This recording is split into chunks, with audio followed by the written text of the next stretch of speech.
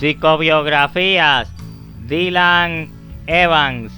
Dylan Evans es un académico británico nacido en 1966, autor de libros sobre las emociones y el efecto placebo, así como también sobre las teorías de Jacques Lacan.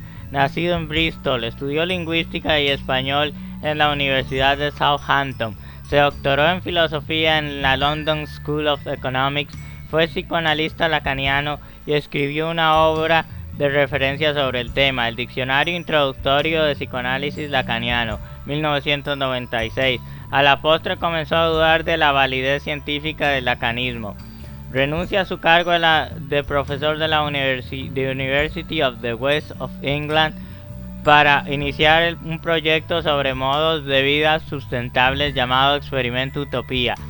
Intentó que se llevara a cabo en las tierras altas de Escocia y consistentemente, en este caso, en la formación de un grupo autosuficiente de personas cultivando sus propios alimentos sin televisión y con uso limitado de la electricidad durante un espacio de tiempo de 9 meses.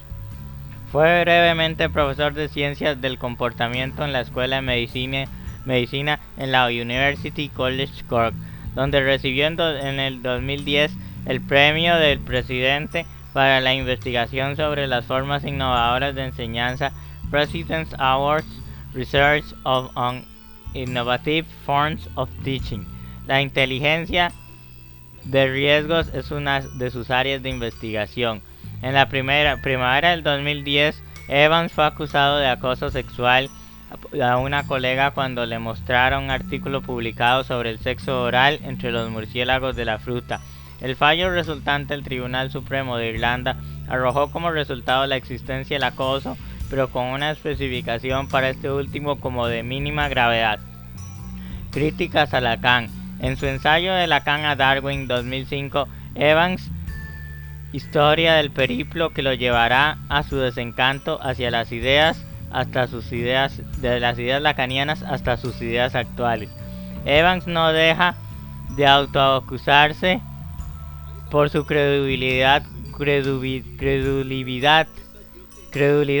con respecto a las teorías de Lacan. Padeció la indiferencia de las teorías freudianas lacanianas en el contexto académico de su país como una crisis etnográfica y posteriormente se autoacusó por abandonar su simpatía por estas ideas al punto tal de escribir: me pregunté si mis dudas sobre el psicoanálisis estaban motivadas por un deseo reprimido o de otro tipo, o si esto no era solo una especie de reacción terapéutica negativa o resistencia contra el proceso de análisis.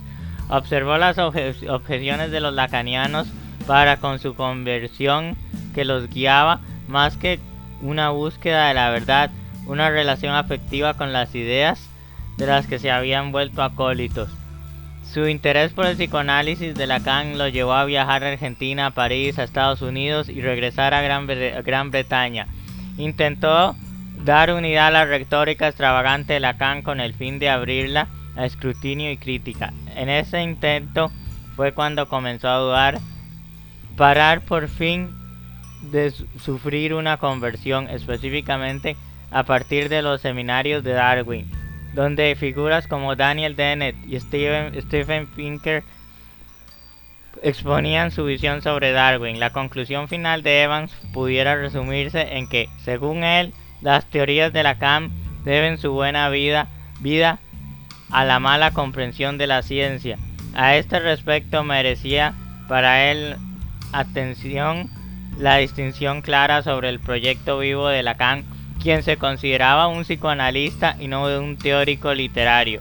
Así, en un periplo observó que la receptibilidad que tuvo y tiene la obra de Lacan tanto en París como en los países de Latinoamérica, el uso clínico de la obra lacaniana es lo que objeta tanto a lugares como Argentina y lugares como París, e incluso el mismo Lacan puesto en una tendencia observada por Evans mismo habría sido tomada al pie en dichos lugares. En Buenos Aires pudo acoger un dato alarmante. Según él, allí hay más psicoanalistas per cápita que en cualquier otra parte del mundo, incluso en Nueva York. Asimismo, en Buenos Aires, el paradigma psicoanalítico es masivo. El 70% de los psicólogos recibidos terminan siendo psicoanalistas. En países de habla inglesa, sin embargo, la obra lacaniana carece casi totalmente de uso clínico y solo halla su aplicación en el estudio literario y de la cultura.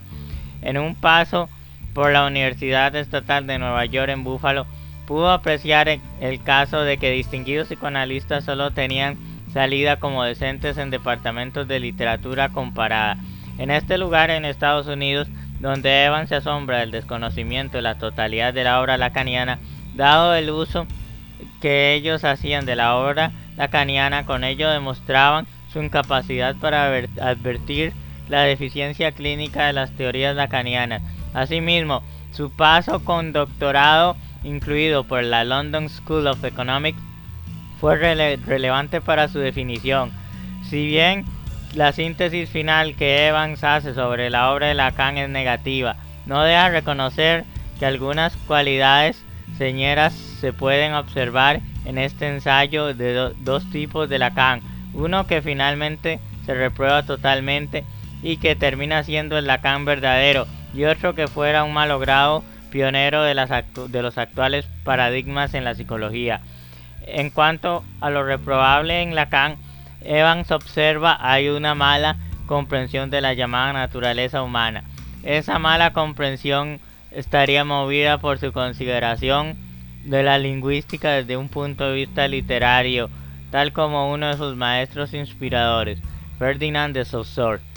La figura de Lacan como intelectual renacentista habría sido también contraproducente, puesto que habría propiciado el halo de misterio ligado a su enseñanza y a su consideración palmaria como una figura fetiche.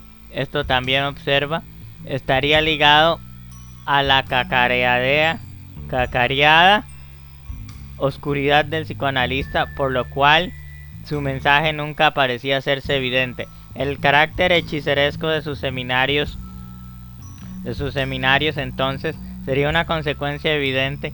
Los resultados de la mejora clínica propiciados por la clínica lacaniana serían para Evans casi reducibles a cero.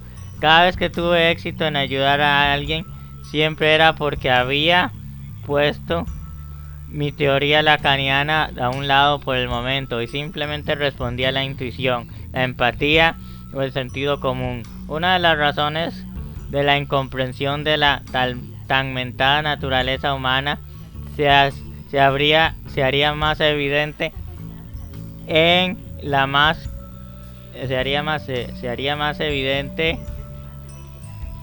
para ver así en la intención, por ejemplo, de Lacan de que el tratamiento de desarreglos psíquicos giraba en torno al análisis lingüístico de las expresiones del paciente. Por su parte, la fórmula acuñada por Lacan de sujeto supuesto saber sería poco más que una obviedad. Encerraría la clave de la cura del paciente por sí mismo y por tanto dicho concepto de forma encriptada albergaría con fin de dar importancia a la figura analista.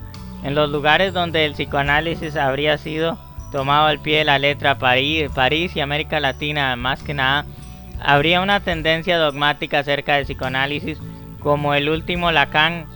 Allí se horrorizaban de la hermeneutización del psicoanálisis, o dicho de otra forma, aún de la aplicación de su aplicación a otras áreas de investigación. Esto sería dogmático, cerrar el psicoanálisis tanto a la crítica empírica como a su transformación en otras disciplinas. De este modo, Evans interpretaría mayor infalibilidad de Lacan, aún mayor que la de Freud, como una mera proyección a sus discípulos, quienes pusieron a Lacan en la posición supuesto saber, es decir, término de Lacan para la posición del analista vis a vis con el paciente. Más adelante Evans trata de demostrar cómo el mismo Freud ya albergaba una tendencia a reducir sus investigaciones a la lingüística y la cultura por carecer de medios más precisos para su investigación. Lacan habría inventado a Freud lingüístico cultural, haciéndolo por ello, sino inmune, resistente a la refutación de la biología moderna. Pero a su vez, como sospecha Lacan y el mismo Evans, deja claro, ya estaba en Freud el germen de esta tendencia. Esto se ve claramente cuando Evans hace la crítica de la noción de pulsión de muerte de Lacan. Al parecer, Lacan habría llevado la noción de la pulsión a una instancia semántica vacua por no poder conceptualizarla en un marco biológico. De ello se seguiría su crítica a James Strachey, cuando este igualó el instinct a pulsión triep. El abismo ontológico masivo que Claude Lévi-Strauss viera entre la naturaleza y la cultura sería una de las posibles génesis de esa idea tan arraigada en Lacan. Como consecuencia, ya ningún término es en Lacan sino una metáfora, una relación de significantes. Esa división que cristaliza en Lacan, Lévi-Strauss y otros antropólogos en dos mundos separados dio en Evans, no obstante,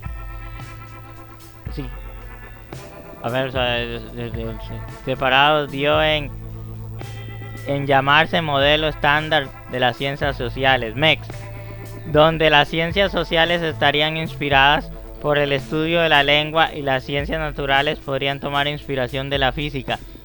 Ese modelo al que no adhiere Evans, no obstante, resguardaría todavía una cosmovisión creacionista, un lejano, transformado y resistente modelo platónico, y habría sido desplazado por el modelo causal integrado, donde cualquier intento de aislar la psicología de la biología sería visto como sospechoso.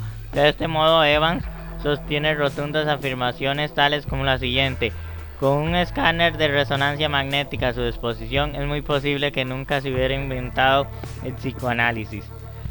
Y atribuye como posible causa de la continuación de Lacan en el modelo viejo a un perpetuo encandilamiento de Lacan hacia el surrealismo, del que habría estado interesado antes de que en el psicoanálisis.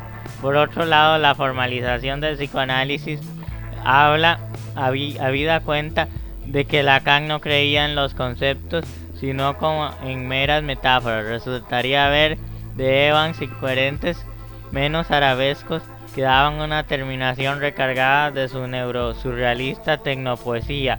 Con respecto a lo admirable en Lacan, según Evans, se puede observar una sed inagotable de conocimiento, lo cual lo llevará a hurgar por una gran cantidad de disciplinas, incluso anticipar otras. Así, el célebre tópico del estadio del espejo habría tenido una inspiración etológica, cuando esta disciplina ni siquiera existía, inspirado por las observaciones del psicólogo francés Henry Wallon.